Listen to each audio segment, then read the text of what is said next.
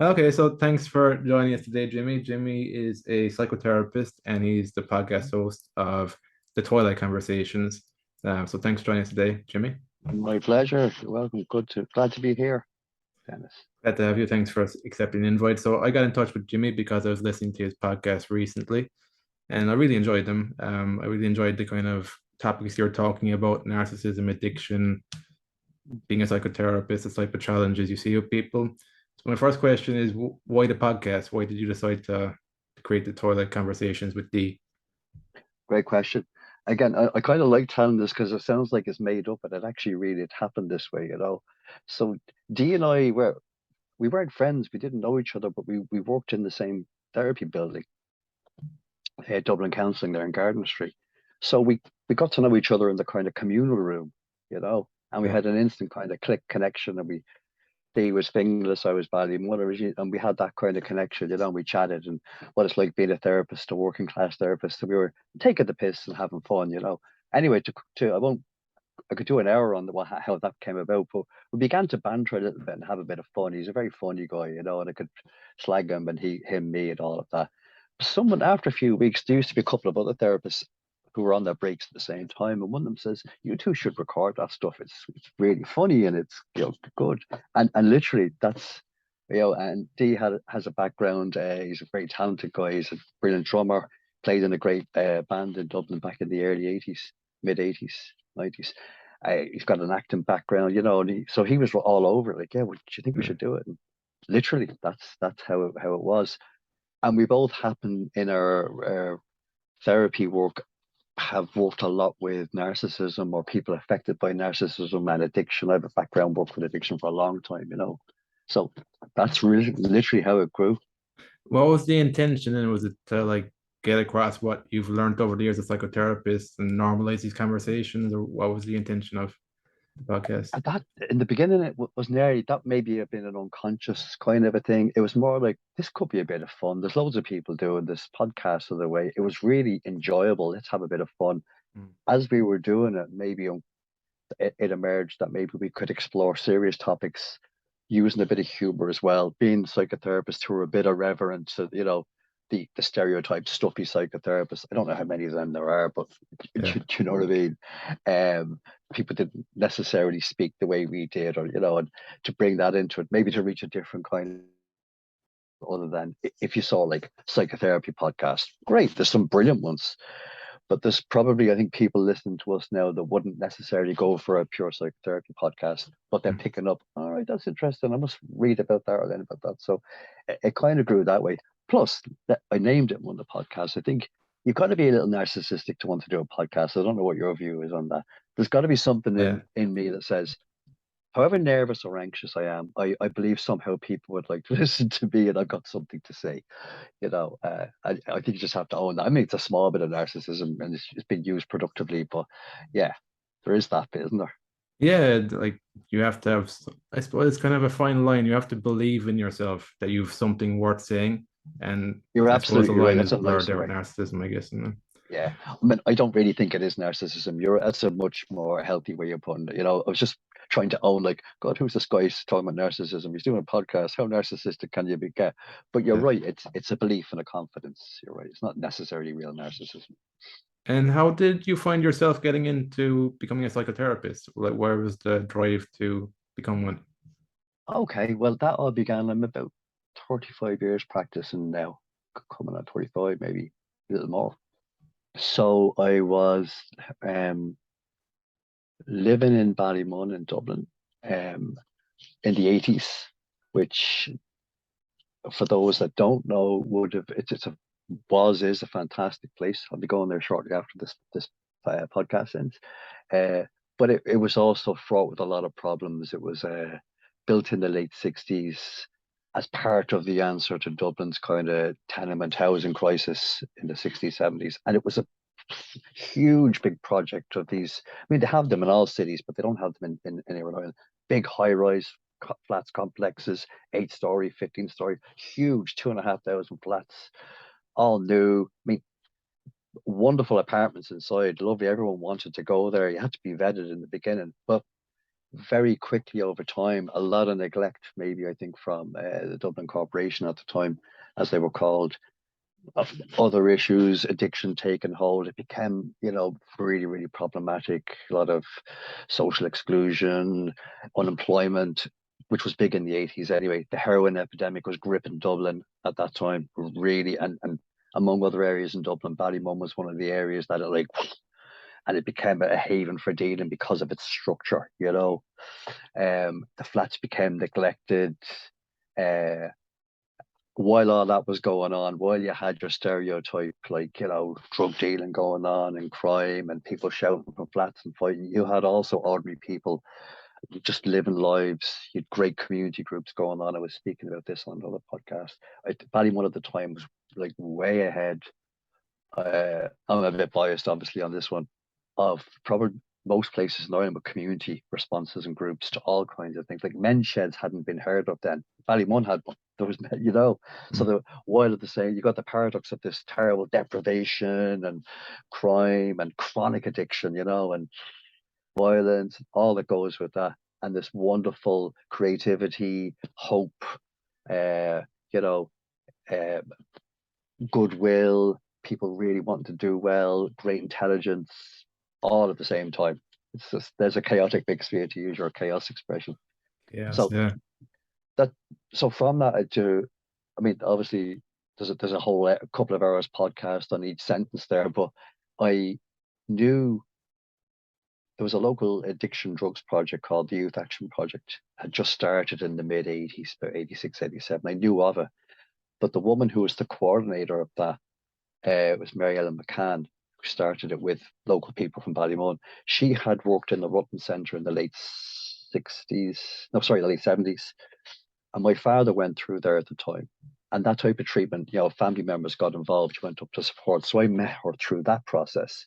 And she remembered me and heard I was in Ballymun and said, look, do you want to come over to this project? And it kind of grew there because I had been kicked out of school. I didn't really have any, uh, qualifications, in inverted commas. I was working as a painter and decorator on and off, if there was work, because that's what my family trade was. And they had what was called teamwork schemes at the time in the 80s. It was kind of like a government thing where you got your dole, you got a couple of quid extra if you worked in a group or an organization and that type of thing. You got so many hours. Mhm. And that's literally, they had a 6-month thing there and it just grew and they got more funding and one thing led to another really there. So it all really started there. I have a great debt of gratitude to that project and Ballymun for my career, really. How did you know you wanted to pursue psychotherapy? What sort of qualities did you have that were leading you towards psychotherapy as a career? Lovely question, Dennis. I mean, I didn't know this at the time. Maybe I sensed or intuited it. I hadn't got the confidence to know this. But looking back now, I think the empathy, kind of patience. People tended to speak to me a lot. Trust, those stuff that you can't really learn on a course. You can learn about them. I think they're quite natural. You can develop them. And I suppose all my life, people have always made their way to me to talk, even in family, and Jimmy, can I talk to you about in confidence, that. So whatever I was given off, there was a safety and then with the classic non-judgmental piece. And I'm not, I mean, I know it sounds cruel, I'm not particularly that judgmental, probably more of myself sometimes than anybody else, but I've even eased off on that. And maybe people sense that. So before I did any kind of classic training, I think there was something quite natural there, as there is in many people, that and then doors opened. I believe in synchronicity or spiritual vibe, like even and doors opened and they said, "God, you're pretty good at this." And and we got training, we'll give you funding, It kind of grew there. They're the more natural qualities I would say would be there, kind of like an honesty as well, a clarity, you know, around things. Would there have been a self-honesty there as well quite early on for you, or I think so, yeah. As I said, through my own dad going through a treatment centre like Rutland Centre in Dublin, which was whatever about now, back then it had a fearsome reputation for being very confrontative and all the whole thing with addiction recovery. And rightly so, is getting honest, whatever way, that can be done harshly, which isn't helpful, but you Mm. really got to get honest.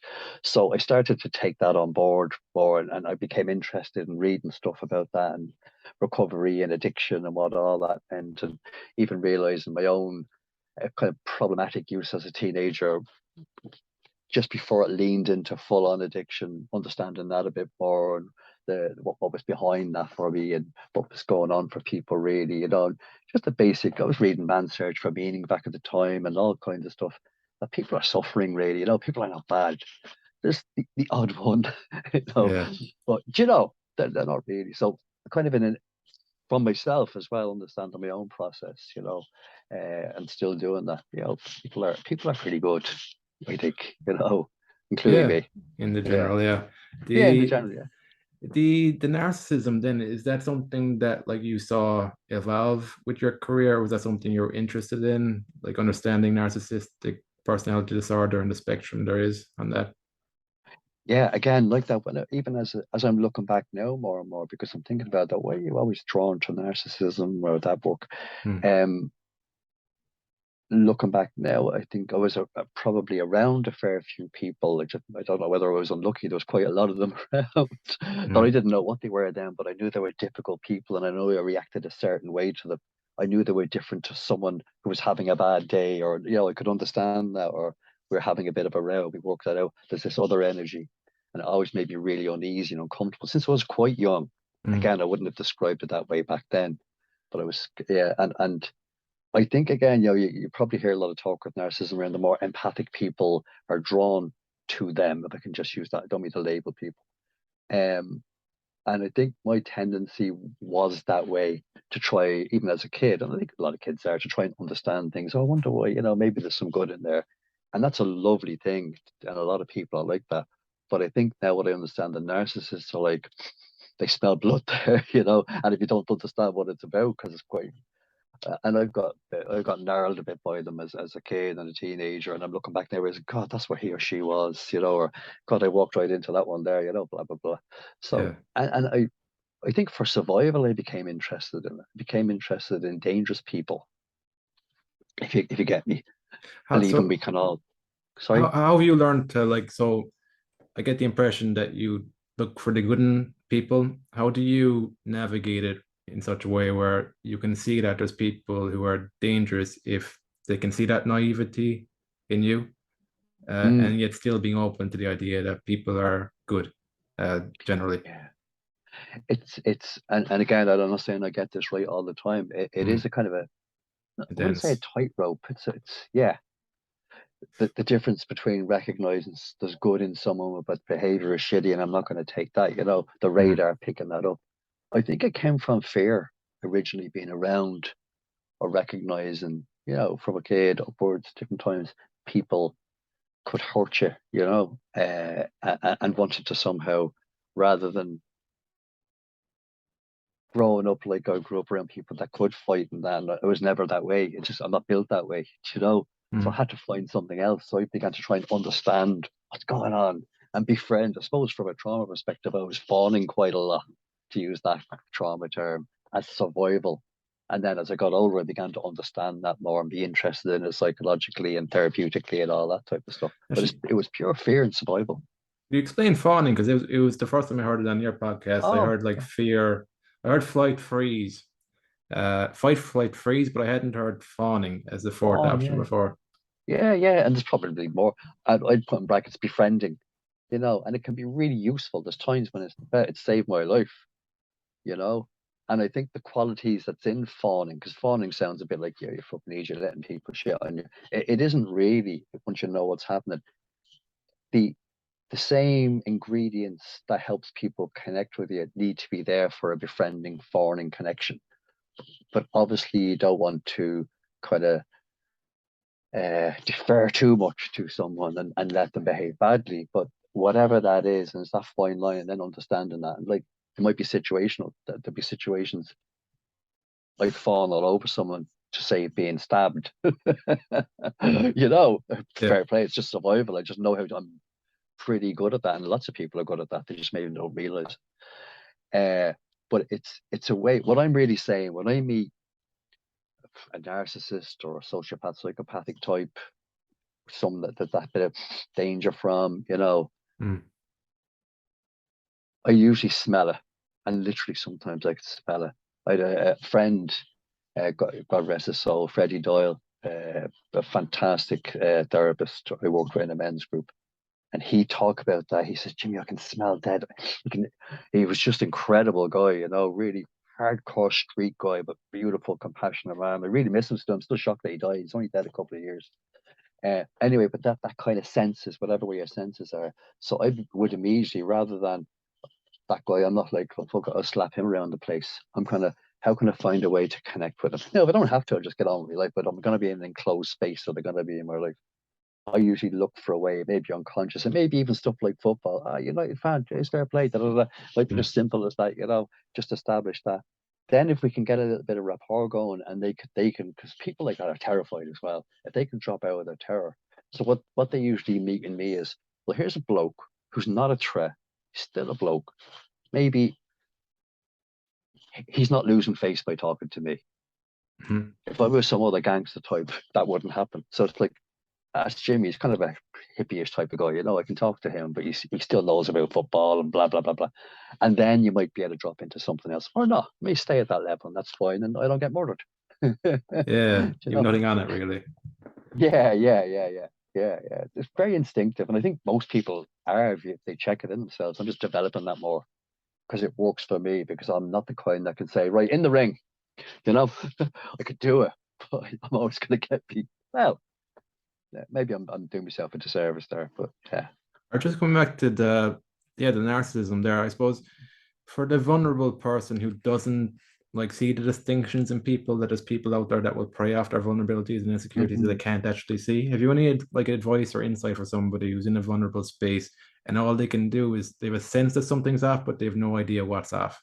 Hmm. The interactions, Yeah, run. No, if you no, no. can. Well, sometimes yes, but Yeah. I suppose it's a practicing thing. That self-awareness to kind of to check with that what's going on for me. What is it? What is it about this person? Does he or she remind me of anyone? What usually happens? Can I talk to someone? A lot of the time in those kind of situations, because of the way they interact, they kind of, that old saying, they catch you on the hop. They can catch you. That's a real Kerry saying, isn't it? Kerry caught me on the hop. Possibly, yeah, yeah.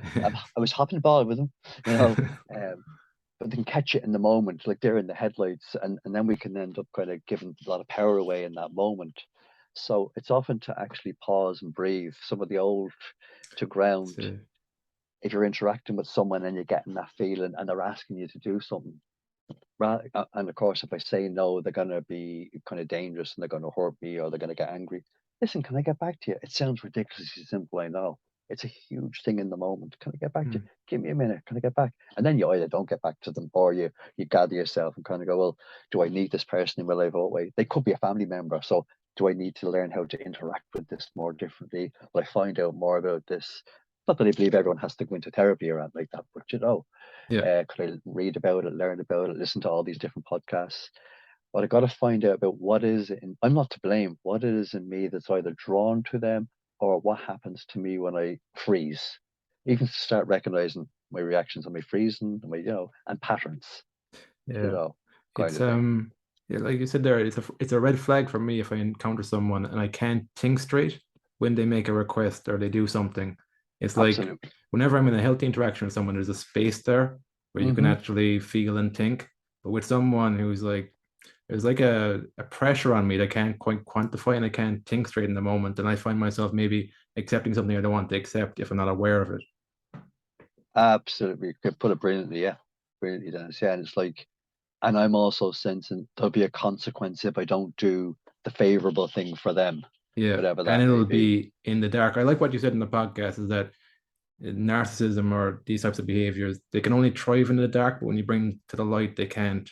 It's like when you can actually see the behavior for what it is, it has no Yeah. effect on you. But it's when it's kind of kept hidden and your consequences are kept hidden and you don't fully know what the consequences were. It's just you feel off about something, you feel kind of threatened or you feel like disrespected in some way. I feel like that's where it's dangerous. Yep, and it's really, and another couple of things like we talk about the flying monkeys or the, as they're named often, the or the enablers or the minions.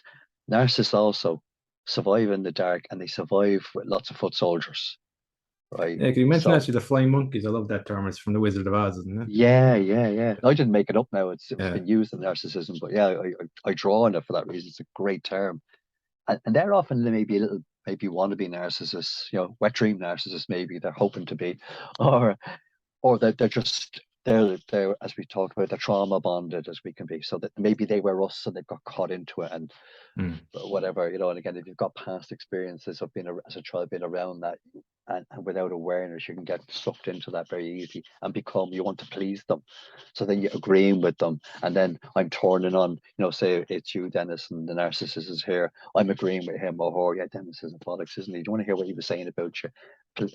I did the work for you, much Mm. like all the dictators, the way Trump has all the many, the man should have been in jail years ago, but like, he's got all these people making excuses for him. I'm actually, my next podcast is going to be about that, the geopolitical piece of that, drawing the similarities between, what's happening in the world there on the stage and these personal interactions. It's the same dynamics. It's very, very Yeah, I was interesting. gonna say, is that how you understand things on a macro level? Is it like the Yeah. individual psychological level you kind of extrapolate from there, is it? Yeah, I mean, in a way, Trump, without intention, has, if he's done anything good, right, has opened this right out, because he's given everyone, they're all out in the open doing it now. All right, they're coming out of the woodwork. It's kind of okay. You get loads of respect doing this, Mm. being a horrible prick, you know. But the flying monkeys are fascinating because narcissism doesn't survive without them. So sometimes if you can recognize who they are, and what the dynamic is, what's really going on here, because ultimately the narcissist is terrified, not just of me or you, but anyone with a bit of light in them, with a bit of love, that's natural. A bit of It's truth. just, it's quite a complex piece. Now that can be tricky because I might be drawn to that. Oh, maybe, but with any other person, yeah. But once you recognize the narcissistic or the cluster B type personality, that doesn't work with them. They don't respond well to empathy. They gobble it all up and hurt you. So it's recognizing, no, that's not going to work there. But to know, yes, they are wounded deep down, but I can't resolve their wound with kindness and love. That's a whole other ball game about how narcissists get help if they do. Yeah, it's Yeah. I suppose recognizing in the person who might be interacting with that, it's also sometimes you might have a need to fix someone as well as kind of to realize you can't fix people either. But also I Mm-hmm. wanted to come back to like I think with the flying monkeys term, I Mm-hmm. think it amplifies the gaslighting. When there's more people involved in the gaslighting, it really makes you question your reality and you start to lose Oh, confidence in yourself. That's where it's very a dangerous, I hundred feel. percent. 100%. Because if you even think of that again, I'll come back to the individual relationship and the gaslighting, because it's literally gassy. I don't, it's funny it's called that. And I know the reasons it's called that from the film Gaslight back in 1948, whatever it was, Ingrid Bergman and whoever it was. Great film, very way ahead of its time. But again, collectively, when it's happening like on the world stage, like how many? I'm just using Trump as an example now. Like in America, it's like nearly half the population are still crawling up his arse. He's the man. Hmm. Loads of people in the world. No, Trump's okay. It's like it's all that's the cult kind of thing. It's almost like that kind of what's the word I'm looking for? Uh, what happens when you go into a cult? You become Hypnosis, hypnotic yeah, kind of. that's the word I'm after. It's almost hypnotic how the gaslighting happens. So Hmm. it's kind of like, well, everyone, you know, maybe he is okay. Maybe all these things I'm feeling or seeing, and everybody sees with all these fucking wannabe dictators on film what they're doing, but somehow you find yourself going into lots of emotional dissonance because you're kind of going, well, they're okay with him or her. I'm feeling all this. I'll pretend this is there and I'll try and join in. Hmm. Well, no, I don't do that. But there's that conflict there. But the gaslighting is so insidious. And it can catch you in a moment. And it's not like just some narcissists do it like very very subtly. They just drop a little seed in just to make you doubt what happened. You It's in know, the it's because it's not even in the language, it's in the tonality and the way they look at you, looks and stuff. It's very, very subtle. very subtle. Very subtle. I mean, and the less subtle can be that actually didn't happen. I was quoting this recently. There was a great film, and I forget the name of it. It was a funny film with Walter Matthau, the actor Walter Matthau. I No. forget. It might have been called was a hotel something. I don't know. Anyway, he's having an affair, right? And he's quite. I think he's quite psychopathic, right? But he's funny, but he's quite psychopathic in the way he goes about this. So he's psychopathic, he's automatically narcissist. So this is a real typical narcissist thing, but it's not subtle, but it works. So he's having the affair in the hotel, and his wife comes in and catches him mid flow, right? And she's histrionic and like, I knew it. Da, da, da, da, da, da, da. He stays real calm. He gets up and he starts to get dressed. The woman he's with gets dressed. She doesn't bat an eyelid, right? Gets dressed. She leaves. He says very little to her, and she's shouting. And he said, I don't know what you're talking about. Are you okay? And he tests her temperature. And this went on for a little while, and she protested, and then she just went, oh, okay. She says, I think you imagined it all. So, of course, it's a bit unrealistic, but it was a fantastic way of right out in the open of gaslighting, like something like that she saw with her own eyes, this thing, and he Yeah. had convinced her. Now, obviously, there's something about her personality that would agree to that, but it can happen. It can even in the open, less subtle way. But you're right; it's often a tone, a little look, little. Come in. Oh, okay. You know. And again, if we're caught into the kind of trauma bond, Mm. we're going to respond to that well, where normally you wouldn't. You'd kind of go, well, yeah, I can hold my position or opinion on this. Yeah, I can stand by what I'm saying here. I don't need to doubt that.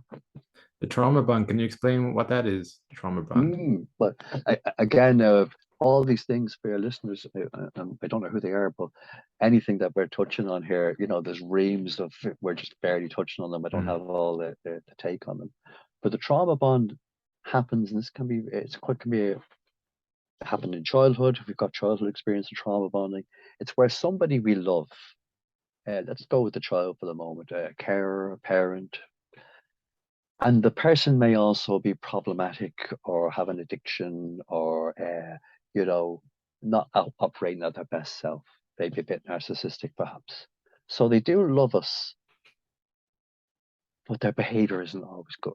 And particularly if you're a child, you can feel trapped in that, obviously, because adults, we've got resources.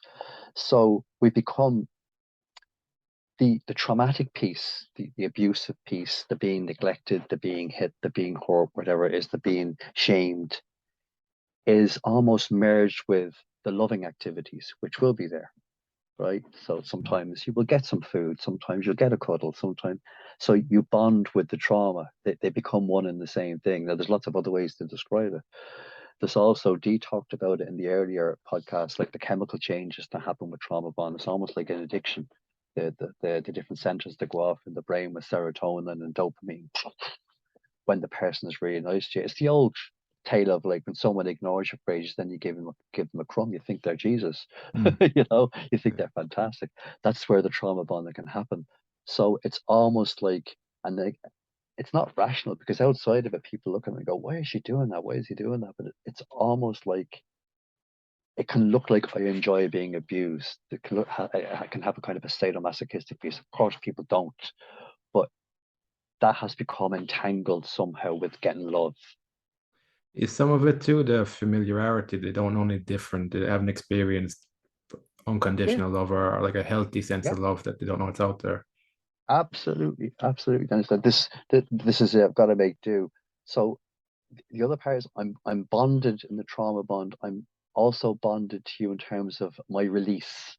If you can even think of like captivity nearly, because it has that feel to it. So somehow, if I'm a good boy or girl for you, you'll let me go, or you'll say, yes, you passed the test, you are lovable.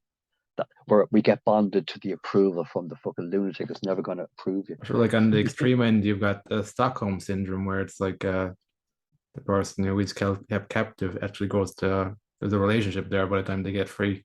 Yes. Which is very Yeah, confusing, I imagine. yeah, they want to hook up. What's your name? Yeah, can we meet? Yeah, just a cup Yeah. of coffee. You Yeah. know, and all we're doing is really it's a very the trauma bond comes from a very beautiful natural part for us. We want to resolve and realize people are okay. Mm. But with the high trauma happening and it's like you are essential to my survival. And that can happen as adults, but if you've also had childhood experiences that it's really intense as an adult, that's why people go, walk away. It's easy. Just fucking leave him, leave her. They don't realize the bond, no, I have to stay with them. People aren't thinking that consciously. They No. hold my salvation, So in order to get that, I might have to put up with a few slaps or to be humiliated, Now, I'm not saying that consciously either, and it creates a lot of dissonance, kind of like, because I'm an adult, I know my behavior is crazy. Why am I going back to this person? That's Yeah. a deeper piece. It's unconscious. It's the unconscious then it's driving the actions, behaviors, I think. It's Hmm. unconscious to them. Because like as long when you become conscious of a belief or a thought pattern, you start to see how it connects with your action and behavior in the real world. And you can Hmm. stop that, you can break that chain in some way. But as long as it's hidden or you're in denial about it, it makes it very hard to change those behaviors. Hmm. Yeah. Hmm. I just want to move on a bit more to the recovery piece. So I can see that you have some experience with working with people in recovery with the creative arts. How does that look like? How does that look like for you? Mm, kind of sounds like I'm better than I am actually when you say it that way. Sounds like he's doing this great stuff. Um, in principle or conceptually, it's I'm just interested in whatever can help someone, and I believe like say music is a great healer. So it might be as simple as just checking in with someone and clicking that they like music and using that to help someone by bringing a song. Oh yeah, Pink Floyd. Yeah, that describes. And the fact that I might. Oh yeah. Let's do a piece on that. You know what? It might be that way. Someone might bring in a piece of writing, so that might be actually in the therapy room itself, Mm. or it might be more creative ways to express yourself using different types of therapy, like Gestalt therapy, or the more kind of psychodrama types of therapy when I'm in groups. But it's really I suppose, and then not in the therapy room working for projects doing kind of like youth work, street work, that type of stuff. It would be there, you'd employ it there, different ways to engage with people, right down to playing football or Is it using part a of medium like the? that. It's like finding our way to self-express it authentically. Is it that kind of part of it? Yeah, Or yeah, that's the core of it actually, Dennis. Yeah, it's really about look, if you want to come in the room and stand on your head and that helps you express yourself, please do. yeah. Other than hurting me or you in any bad way, let's see what we can do here. Because Do you know what I mean? you had a good episode there, just your most recent one about the two parts of the child. There was the wounded child, and then there's what's the other name? The more creative, the Oh, I more was calling it the magic child. the magic child. Yeah, could you Yeah. explain that a bit? I think that's quite important to recognize like the inner child within that can Hmm. sometimes like consume the adult, Mm. especially the traumatized part that blocks them from joy or sense of connection to people. Yeah. And in the context of what we're talking about, of course, we can be traumatized as an adult. I get Mm. that. But a lot of the time, that may be backed up by some earlier trauma in childhood. So often, when we're hitting a lot of those feelings, like the terror, the kind of like the deep shame, the adult situation doesn't really warrant that. It may trigger it, but so there's something else going on. So I've been interested in what they call inner child work. Funny, I was having a conversation with a client yesterday about this, and he'd been around the lap, he'd done a lot of jail time, he'd done that. And we were kind of joking. He was, don't fucking do that inner child work with you, I'd rather do more, I'd fight anyone rather than, the terror Why, of, yeah, why do you think we're so terrified of our childhood experiences? It is for me, I think it's quite complex and nuanced, maybe, and then there's so much strong emotion there at the same time. It's quite can be quite complex to navigate in a healthy way, I absolutely. think. Absolutely. I think because it's so vulnerable, but it's so authentic, we know that's who we really are. Yeah, yeah. Yeah, I feel it's that way. And again, as an adult, when we're tapping into feelings, we're tapping into how it felt then when we were young, and maybe it was more frightening because we didn't have the benefit of experience or an adult brain that's developed that could work things out. When you're in terror as a child, it's terror. Do you remember how long a day was as a kid? As an adult, Mm. we can kind of go, this will pass. I'll Or get how through long this a in a year few was until days. Christmas time and stuff. Exactly, exactly. Where if a child is depressed genuinely or hurt, that can be forever. It's really, really, really painful. So I think the fear is intensity of feelings. Maybe I'll cry and I won't stop.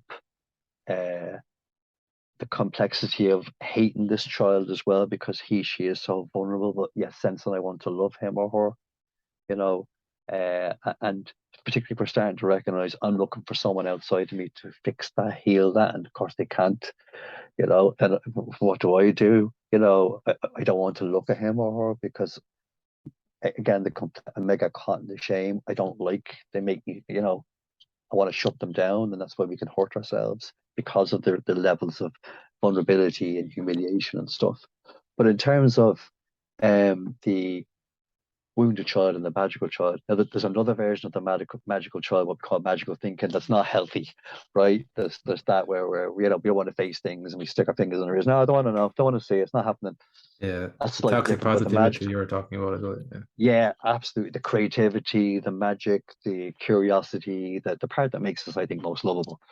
Um, and then there's the wounded child, and they're the same, obviously. But where there's been trauma and where there's been interaction with kind of narcissists or toxic type people, and we've had that from childhood, um, that I feel that's the area I suppose that's most exposed and hurt, right? And in order to connect with my freedom and creativity, I have to somehow negotiate the part that's really shamed and hurt, Mm. from childhood, including adolescence. It feels really humiliated. It feels there's something dreadfully, terribly wrong with me, you know. So that's the fear, then that's what often stops us from being spontaneous and free because it connects us into the other part as well. It's like there's another part. Hey, I'm here, you know, and it'll find its way. That's what's behind a lot of addiction. It's behind a lot of crazy behavior. That's what you've got, and it's again with practice the ability to integrate them or to welcome them both to the table, and embrace Do you both with do you, equal. do you think it's possible to heal without going back to childhood again? I, Absolutely. I mean, and again, these are just, I think people are probably doing that, whether they realize they do it. If you're healing, that's happening at some level, whether you're conscious of it or not. But Yeah, yeah, I mean, there's lots of ways. I'm not one of them that says you have to do it this way. Not yeah. at all.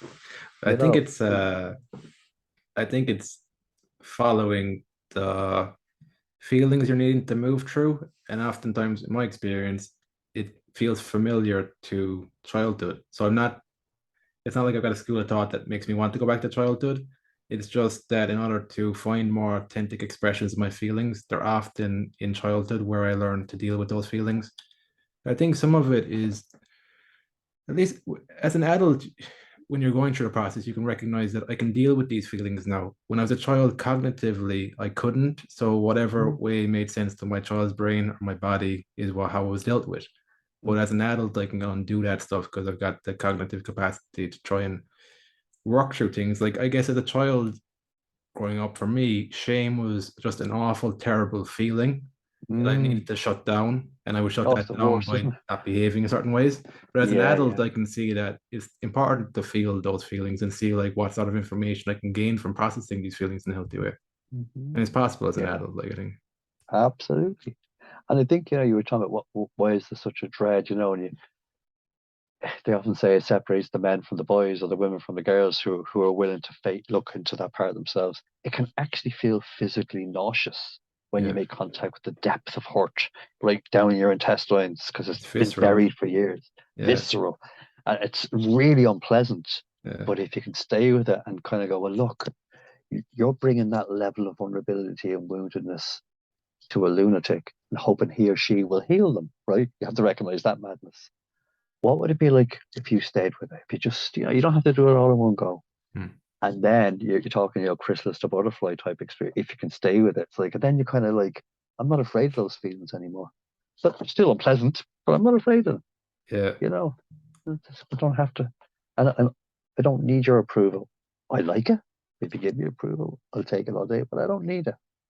And I'm yeah, less inclined to choose some really, really malevolent abusive type person. Haha, you have the solution for me. Come on, let's move in. you know. yeah. But I suppose that's it. It's from facing the difficult, visceral feelings it stops you from like manipulating, contorting yourself in the real world and putting yourself in situations where you'd rather not be in or around people you don't want to be Yeah, around. That's the positive to something that's challenging, I think. absolutely, Dennis. So what are we gonna, as adults, we're gonna feel very uncomfortable. Maybe we'll cry, maybe some snot will fly out, who knows? Mm. Maybe we'll vomit, maybe we'll feel like vomit, maybe we'll just feel awful feelings in our tummy. But if you stay present and adult to that, um, it does pass, and it's kind of like, oh, I didn't die. That's it. Uh, I It's not survived. forever. It's not a It's permanent feeling. That's what you realize. not at all, not at all. And children don't need that. You know, you give a child your own some genuine attention. Children will forgive very quickly if they get the right kind of love. You know, if it starts to kind of go, I think we're on here. Yeah, You know. yeah, no, that's good. Yeah, like I just found it's just processing feelings just leads you in that direction. That's all it is. But yeah, I don't think there's anything you actually need to do other than follow your gut feeling and be open to things. And it's the other thing with like cult like groups and cult like thinking is that there's no real room for people who are true free thinkers. So you'll just find yourself not really in those situations too much because it just feels kind of stale and stagnant and just like people are playing a game and it's just not an interesting game. Mm-hmm. You not there. What type of groups are you talking about? Then it's just like life out Life there in with different general, groups of people. like Yeah. anytime there's kind of like a cliquey group together and it's like there's just a sense that you can't really share your thoughts and opinions or express yourself. It falls in Hmm. deaf ears. It's kind of like the quality of the conversations are just quite similar day to day, and nobody said anything really just a bit different or a bit out there for fear of shame or ridicule. Hmm. Where you That's make you say something, and then everything stops, and they all look around and kind of go, yeah, or yeah. there's like this awkward silence in the Yeah. conversation, or you're kind of like looked at as like odd or different or whatever. And you've usually said something quite honest that they're probably all thinking or feeling anyway. Yeah, I've on that I've actually been in like say in different organizations and in groups for this, staff groups for this been bits of conflict, and maybe I was part of it, whatever. And I might have said something that wasn't popular, called out a bit of gaslighting or whatever, uh, exposed a few flying monkeys, whatever way you want to look at it. But and no one else would say anything in the room. I think people were all triggered into child places or whatever, or they become flying monkeys and they turn on you, people that were your friend before, right? That type of dynamic. But afterwards in the group, you get people coming up to you on your own. I wanted to say that. I actually felt that I was too scared. Or I'm not saying I'm really that brave all the time. I'm not, but or I was just too uncomfortable. And then I'm so sorry I turned against you. I fucking feel really bad, but I wanted to stay in favor with XYZ because maybe I won't get a raise, or maybe I won't get that group I want, or they'll disapprove of me. So all those kind of things. So I think we talked before about the C.S. Lewis book, The Inner Ring. yeah, Uh, you mentioned that. the author of The Lion, the Witch, and the Wardrobe. He has a book called The Screw Tape Proposals, actually, and the short stories in The Inner Ring is in it. And that's just that human thing of wanting to be in the group, Yeah. but at any expense, I'm not sure. The the thing is, it's again, it comes to feelings. I feel like it's very difficult to feel like an outsider and own that. Mm, But with mm. that comes more freedom of expression and freedom of thought that you'll never get with an insider, that insider feeling, because you have to restrict your thinking and behaving and acting to keep that insider feeling. Love the way you put that, Dennis. Yeah, absolutely. Yeah, it's almost like, well, of course, I'm human or relational. I would rather have some connection in the group. Hmm. But if it means I have to shut down who I am in that way, the way you spoke about, well, I'll go it alone. It's a little bit painful, but it's authentic. Painful. Well, the thing is, if you shut down, you're shutting down the connection to self. So Yeah. there's nothing really for you to connect to other people with anyway in an authentic way. It's just this kind of, it's a sense of bonding, but it's not a sense of real, true connection with people. Hmm. Whereas I think if you're willing to face the fear of feeling like an outsider and you can gain that connection to self over time, at least when you're connecting with people, you're connecting with people. That's what my thoughts Yeah, would be on it. that's the paradox. Yeah, you can connect more then. It's Yeah, quality, not quantity, isn't it? quality, not quantity. And like your days, it's kind of like your days feel a little bit different because of that connection. Like because you're willing to express yourself a bit more, you find other people like that. Your days become a bit more interesting than people who just like go through the motions or don't show yourself, don't be seen, don't be heard anyway. Hmm. It's just more interesting that way, I think. Even though it's Yeah, painful as well. absolutely. And like then you can have those. I think I had a lovely encounter with the postman. I was expecting this package of it's to do with podcasting. It's a little kind of contraption, a device, because I need a sound person at the moment, but I'm hoping to learn to do it myself on myself. And I said to Shelley, "Oh, listen, I'm going out to work. There might be a package coming today." 'Cause she was working from home. Might be a package coming today. And just as I said that, there was a knock at the door. And, oh, what's the odds? And they opened the door. And I said, "Is that for Jimmy Judge?" And he was a lovely guy, right? I could tell he said, "The one and only." He said, I said, "It's that kind of name, isn't it?" He said, "It is indeed, Jimmy. He should be a movie star with a name like that." We had a great connection. And Yeah. he left. He said, "See you, JJ." And I bumped into him on the street and we were almost hugging. You know, that kind of connection. So I could tell from him, this was a man that is tuned into what we're talking about. Is Were he's you himself. were you always like good at picking up on energy and vibes from people, or is that something that like you've grown to connect more with? It's a grown thing. I always picked it up, but sometimes I ignored those red flags you referred to earlier on because I didn't Yeah, trust myself. I was You the know, same. oh, Yeah, yeah.